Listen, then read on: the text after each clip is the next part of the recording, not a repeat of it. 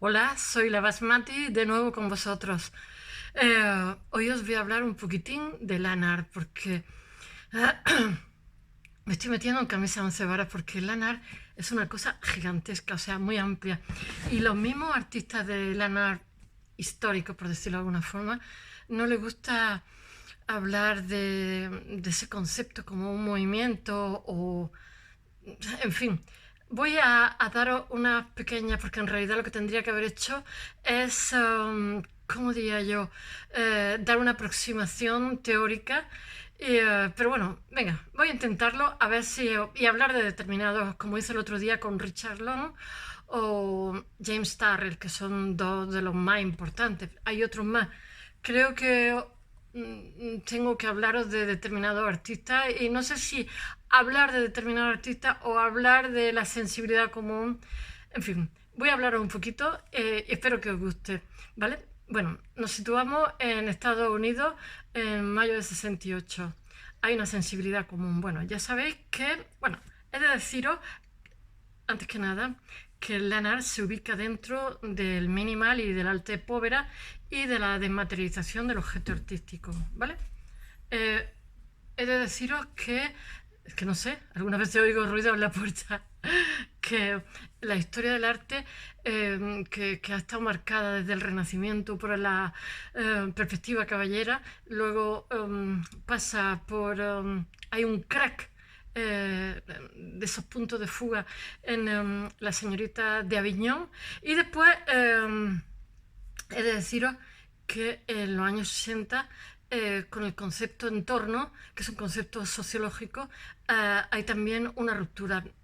Previamente ha habido un concepto de arte procesual, etcétera, etcétera. Y bueno, qué más decir que las vanguardias se cargan al emerger, lo he dicho tantísimas veces ya que ya me da esta vergüenza, al emerger determinados soportes como la fotografía, el cine, etcétera, etcétera, se cargan su funcionalidad y entonces los artistas experimentan y entonces a principios del siglo, tanto como la pintura como la escultura, pues se agotan, aunque después puede haber movimiento y pintar lo que les dé la gana. Es de deciros que el Lanar de alguna forma es una reacción un poquito de los artistas contra el pop art que ensalzamos un poco la sociedad de consumo desde los años 50 en Estados Unidos, ya sabéis que pasa a potencia y entonces es una potencia donde los medios de comunicación son los dominantes. Bueno, pero vámonos a los años 60 en Estados Unidos. Eje espacio-temporal, ¿vale? Sobre todo, no solamente Estados Unidos, sino el primer mundo vive una época convulsa, puesto que en los 60 hay una lucha por los derechos civiles de las personas de color en Estados Unidos que reivindican su lugar al sol, y además con razón, porque es que le ha pasado de todo. Y después, más tarde, serán las minorías, en los 80 con Reagan. He de deciros que está también las revueltas parisinas, que son como una especie de revuelta de la clase media, como ya he dicho otras veces, que realmente son los hijos de los que hicieron la guerra, que están diciendo, pero bueno, de estas democracias, ¿qué es lo que tenemos? Que votamos cada 4 años. Y después está la primavera de Praga, que eso sí que es una revuelta, porque se la jugaron contra los rusos. Eso fue muy, muy arriesgado y muy bonito también.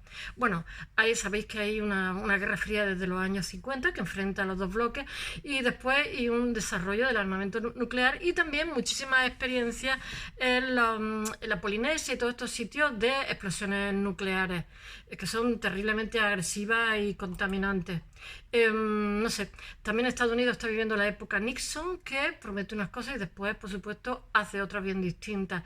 Y también hay una reacción en esta época, promete acabar con la guerra de Vietnam, promete a los artistas apoyarlos económicamente, después un desastre.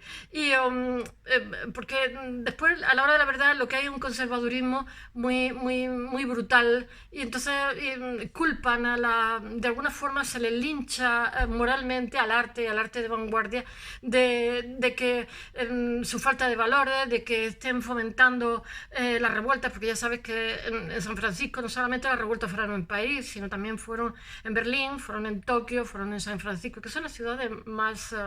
¿cómo diría yo? Progresistas, por decirlo de alguna forma. Si me veis la cara aquí, es que tengo un flemón y estoy hirviendo de fiebre. Encima me tengo que tomar antibióticos, que soy alérgica a ellos, estoy aquí moribunda. Pero estar con vosotros es un placer y me ayuda a vivir y a que se me quite el flemón. Ya os lo contaré, dentro de unos días hablaré, pues como me habrán quitado la muela. Bueno, el mundo del arte se ve afectado por toda esta situación social. En Estados Unidos casi que hay una caza de brujas contra, ¿cómo diría yo?, los artistas más de vanguardia, que son estos artistas. Ya sabéis, vamos a ver una cosa. El LANAR de alguna forma es una reflexión espacial, por decirlo de alguna forma, porque mirad, hay LANAR que se dedica a la performance, hay LANAR que se dedica, yo qué sé, a levantar, como si dijéramos, pabellones en medio de un desierto, otros que se dedican a moldear algo, yo qué sé, James Turrell modifica ¿cómo se dice? Un volcán, ya como os conté la otra vez. O sea, el LANAR no es una cosa, sino muchas cosas, incluso hoy día. Pero es sobre todo una reacción hacia el despedace de la sociedad de consumo, la degradación que somete al planeta, por decirlo de alguna manera. Entonces, es una sensibilidad común que se da en todos los lugares. Entonces, incluso antes que emerja James Long, el inglés, que da el camino que hablé el otro día, y antes que Spiral Jetty de 1968-1970, ya hay, ¿cómo se llama? Isamu Noguchi tiene unos precedentes de obra que hace la naturaleza, intervenciones en la naturaleza. Y también Danny Caravan, que hablé el otro día, que hizo lo de Portbou. Es que es Danny Caravan. Entonces, Danny Caravan hace una intervención en el desierto de Negev apelando a la paz. Hace como una intervención en la naturaleza apelando a la paz. Y todo eso es antes de que... Lo que quiero decir es que hay una sensibilidad común de la mayoría de la gente que están horrorizadas del armamento, en fin, el mundo del arte se ve afectado por ese pensamiento social. Os voy a decir una cosa, en Estados Unidos hay una contradicción, es una sociedad que nunca termino de entender, me gusta, pero nunca la termino de entender.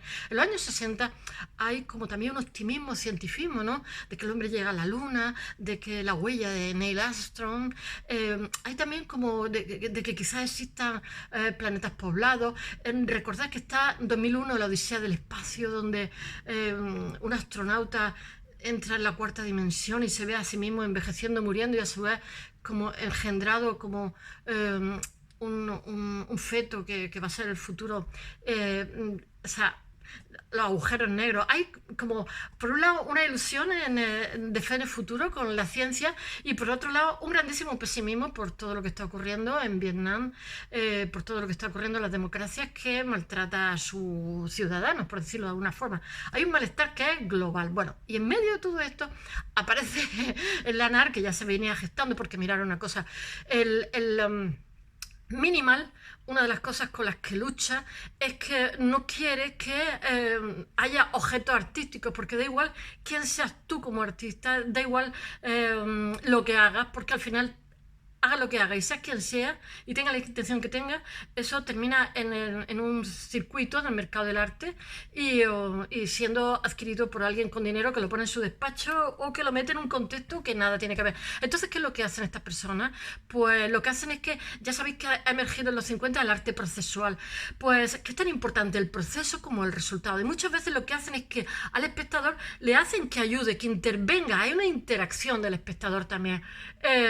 Y entonces lo que hacen es que cogen todo el proceso y lo filman, porque de las cosas que se hacen muchas veces se deterioran o yo qué sé, o cambian de color, de forma, o por ejemplo la Spiral Jetty era casi 500 metros, medio kilómetro, y no sé si 600.000 toneladas, bueno, una cosa de alga, de piedra sal, y en un momento dado se llena el lago y ya no pues ya no hemos vuelto a saber. Pero es que después, a principios de 2001, hay una sequía y vuelve a aparecer la pieza. Entonces, ¿sabéis lo que ha hecho Estados Unidos? Ha cogido y le ha hecho un monumento nacional para que no pueda ser modificada ni tocada. Porque es que es un símbolo. Manson, que después se mata con una avioneta, no os lo cuento como no me dé prisa. La síntesis dura más que lo que tengo que contaros. Bueno, voy a empezar un poquito. Bueno, Richard Long, he de deciros que en el año 67 ya hace eso que os dije, que anda, que volvía en autostop, tiene 21 años, está estudiando en la facultad, y entonces vuelve en autostop a Bristol, y entonces se le ocurre ¿cómo se llama? En un cespecillo lejano ponerse a andar con los pies con harina, y después no queda nada más que la fotografía, porque por supuesto eso desaparecía mejor a la hora. Y esa fotografía se la compró la Tate Modern Gallery, ahora mismo forma parte de la historia. Saline Made by Walking, una línea hecha por Y después voy a nombrar algunas de las piezas. En octubre de 1968 hay una exposición de ¿cómo se llama? Duane Gallery. Duane es una mujer, la Duane Gallery de Nueva York, eso también es histórico, que coge y les paga a estos chicos jóvenes el que puedan, porque Robert Smithson y Michael Heiser, pues Robert Smithson en concreto moviliza necesita ingenieros y moviliza toneladas para hacer su Spiral Jetty, esa que he dicho que se sumerge y después vuelve a aparecer. Y además voy a decir una cosa, como es un lago salado, se lo patrocina, se lo paga ella, porque es imposible. Entonces ella lo que se queda es con todos los documentos de cómo se ha realizado esta pieza. Os voy a leer una frase de Michael Heiser. Dice: es interesante construir una escultura que intenta crear una atmósfera de asombro. Pequeños trabajos también pueden lograrlo, pero esa es mi experiencia. Inmensa arquitectónicamente, grandes esculturas, ambos como objeto y atmósfera. Creo que las grandes esculturas producidas en los 60 y 70 por un gran número de artistas fueron una reminiscencia de la época cuando las sociedades estaban comprometidas en la construcción masiva significante de obras de arte. Bueno, en esta época sabéis que hay un revival de Stonehead, porque en realidad no es tan diferente lo que se hace ahora como lo que se hacía antes, ¿no? El megalitismo, porque mirar una cosa, mi tierra está llena, es muy montañosa, ¿no? Entonces la gente hasta el siglo pasado, me veo aquí el mostrenco, a los argar significa cueva en árabe. Entonces la gente le llevaba como comiditas y la ponían en la puerta, que eran neolíticas, o sea, eran antiquísimas, que digo yo, quizás anteriores, ¿no? Y estaban intactas, nadie había tocado nada, porque la gente, los campesinos pensaban que ahí vivía el demonio. Y en realidad esas cuevas lo que eran lugares iniciáticos para los hombres primitivos, ¿no? Cuando llegabas a la mayoría de edad tenías que demostrar que tú podías estar solo, que tú podías hacer una travesía, que tú eras capaz de estar encerrado en un sitio oscuro, con tus demonios, por decirlo de alguna forma, que tú eras capaz de ser un adulto y de gestionarte a ti mismo sin miedo. Y después cuando salían se les hacía una fiesta a esos adolescentes, hombrecillos que habían sido capaces de estar. Y entonces se generaba como un circuito en el interior que en algunos casos se parecen y se generaban también como determinadas pinturas, pero os voy a decir una cosa, es como un laberinto. O sea, que no os creáis que lo que hacemos ahora era tan diferente de las huellas que hay en la antigüedad. Bueno, ¿qué os puedo decir? Hay una exposición en la Duane Gallery en Nueva York en 1968, y os voy a decir quiénes entran. Neil Jennings, o sea, los mejores de land art del momento. Es que es histórico totalmente. Dennis Oppenheim, Gunther Wecker, Jan Dieber, Richard Long, que os hablé el otro día de él, Robert Nixon, Thomas Levitt. Bueno, es que esa es. Después hay otra exposición en el Andrew Dixon White Museum of Art. De lo mismo, porque se interesan por lo que está ocurriendo en ese momento. Para eso los americanos son fantásticos, atrapan, son rápidos. Bueno, en fin, os voy a decir, todo esto ha tenido muchísima... El land art, ¿cómo diría yo? Juega está a mitad camino entre la arquitectura y la escultura, porque es una intervención en el territorio. Y entonces, ahora mismo, eso, por decirlo de alguna forma, la arquitectura lo ha absorbido, ¿no? Y eso es muy, muy importante. Estoy leyendo, vamos a ver, os voy a dar unas cuantas piezas, como por ejemplo el artista alemán Hans Schulz, la voy a poner en el blog dentro de un ratito, de Garbage People, que es hombre basura, ¿no? Y son como cientos de hombres que están hechos con basura, y entonces la ha puesto en las pirámides, en el Ártico, en Egipto. Después os hablé el otro día de Olafur Eliasson, que pone la intervención que hace, que pone un sol gigante en la Tate Modern Gallery. La gente iba allí como si fuera a la playa a tomar el sol y tal. Ya sabéis que tiene poderes antidepresivos ese tipo, la luz solar. Por eso la gente que somos más sureños somos más risueños, aunque la vida no nos vaya del todo muy bien, que digamos, pero se impregna la retina y eso él lo sabía porque es escandinavo. Ellos sufren de muchísimas depresiones. Después hizo una intervención en Nueva York, que no sé cómo se llama, tengo que mirar, en el East River, que son como cascadas, hace cascadas debajo de un puente. Después os tengo que decir también que, no sé si recordaréis que ha fallecido hace muy poquito, las intervenciones que hacen Cristo y Jean-Claude, que, que envuelven el Portneuf, el Bundestag alemán, bueno, en España montones de cosas, en todo sitio, en Estados Unidos también. Después de deciros también, eso le son unas cuantas obras, porque no puedo hablar mucho, en realidad estaría ahora hablando de Lanart.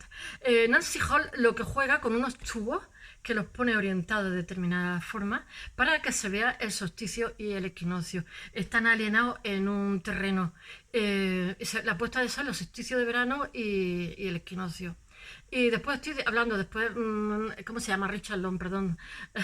Dije Jameson, es Richard Long, que estuve hablando muchísimo el otro día. Y después está Andy Wolfsbury, que es otro de los artistas que es actual, es un chico joven que solamente hace cosas con hojas, etcétera, hace también cosas en el Ártico. Y bueno, solamente espero que os haya gustado.